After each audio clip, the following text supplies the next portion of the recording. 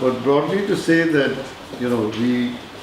we continue to explore newer and newer ways of using public spaces to showcase what is essentially a modern day Tiruvizha, which is what this started off as, a Tiruvizha in a big city setting, and we, I guess, tried to stay true to the format of a Tiruvizha. And while we've added lots of things and it's become a lot more vibrant in terms of events, so on and so forth, I think that is really at the core of the Sonal Finance Mylapore Festival. Again, this is worth repeating, and I do repeat this each year. There are no celebrities at Sonal Finance Mylapore Festival. The celebrities are the children, the celebrities are the folk artists, the celebrities are whoever comes to participate.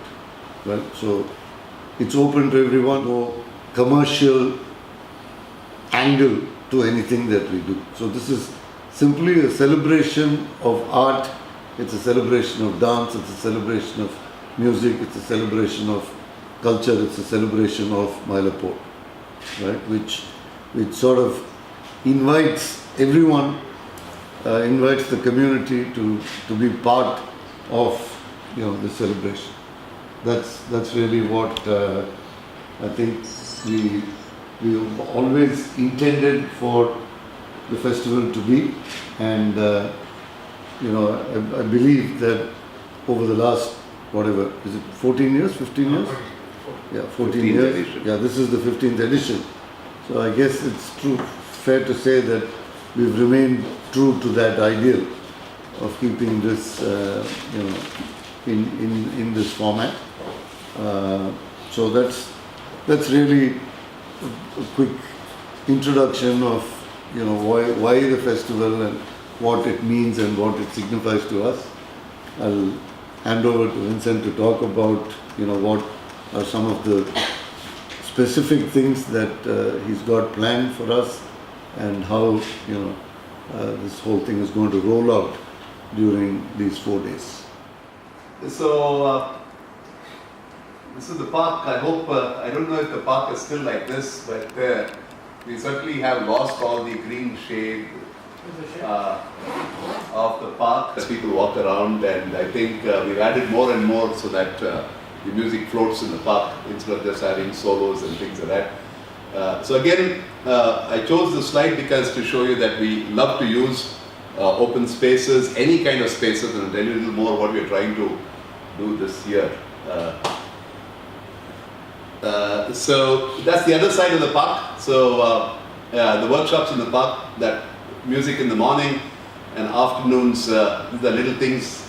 Again, our focus is with children. We love to have children there, and therefore these are workshops. The schedule will tell you that we have 2 workshops this year. So this is the walks. I'd like to point out that the profile, because it's a Mylapore festival, is not about only 8-year-olds and 7-year-olds coming, and this clearly shows that a lot of people sort of know youngsters who like to be there. So Mylapore is not meant for these old fuddy-duddies kind of place. This is one of the walks that's taking place. We have 6 walks this time, and all of them are going to be interesting walks which cover temples, food, and social history. So this is one of the walks just starting off in the temple. This time we have 2 walks, both fantastic walks. One is Sri Ram himself who's here, doing one inside the temple and into the tank, and the other walk will be by Padma Priya, who is going to do all the 7 Sivan temples of Right. I would like you, if you would like to, you must meet these guys from Salem because and talk to them. They'll be here in the afternoon putting up their tents and all that on the main stage, but they're fascinating guys. They 4 months of the year, it's like this touring talkies one day. They just pack into a van, land up in some field, open field, when they put up a tent, tent cinema madri வந்து they'll have, and then they take an auto rickshaw and then they blast their little music and then they make publicity. So Govindraj, who heads the group, said, sir, வந்து ஒரு 8 hours பண்ணலாமா? We'll start at 8 o'clock and we'll end 8 in the morning. I was inspired, so I said, boss, let's do it for 2 hours this time.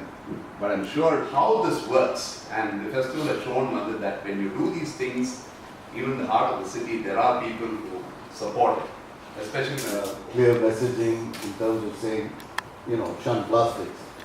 So again, this is not something, as Vincent says, that's reflected. These are not celebrities in the accepted sense, but for us they are.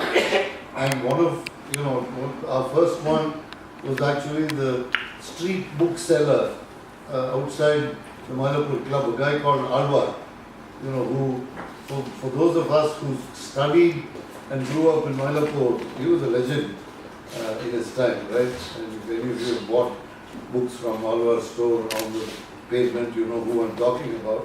So he was the recipient of the first Spirit of Mylapore Award, which is what it's called. And then over the years, of course, we've recognized musicians, we've recognized sportsmen like Ramanathan Krishnan, we've recognized institutions like Dabba Chetty Kadai.